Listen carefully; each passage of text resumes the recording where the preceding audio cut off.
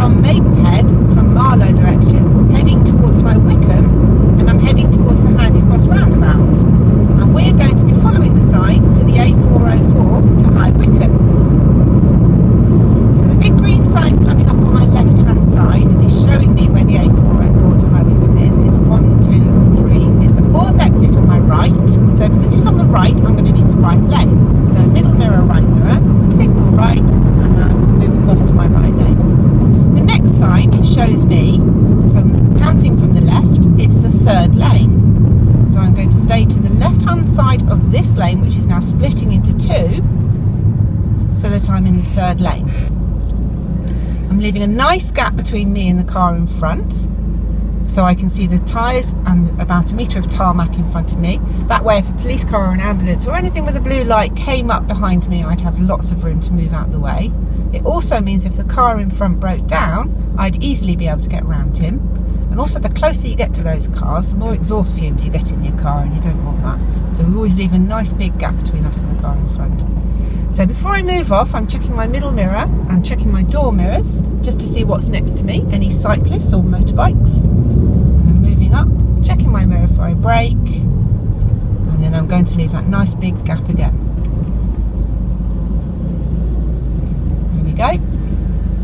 Okay, now the reason I'm checking my mirrors is because even though it's a busy dual carriageway, it's actually a 70-mile-an-hour dual carriageway, national speed limit, you can still get cyclists on it because it's not motorway restricted.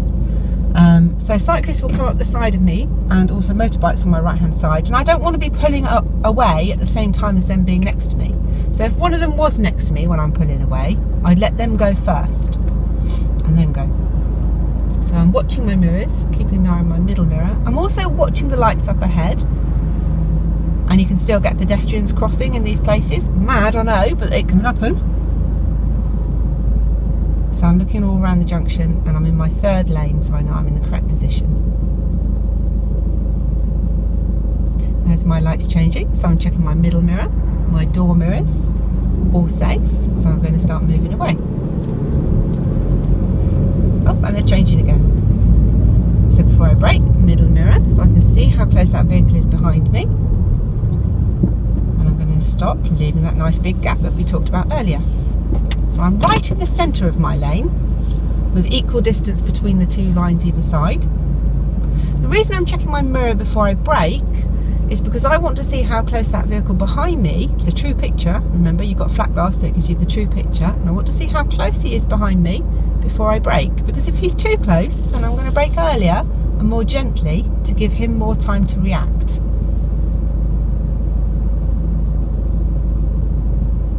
Okay, checking my door mirrors again, still no cyclists or motorbikes, which is great. I'm watching the junction. I can see in front of me, it's very faded, so it may not show up on this film. There's a yellow box, so I have to make sure that my exit from the yellow box is clear before I enter it. So I'm going to watch out for that.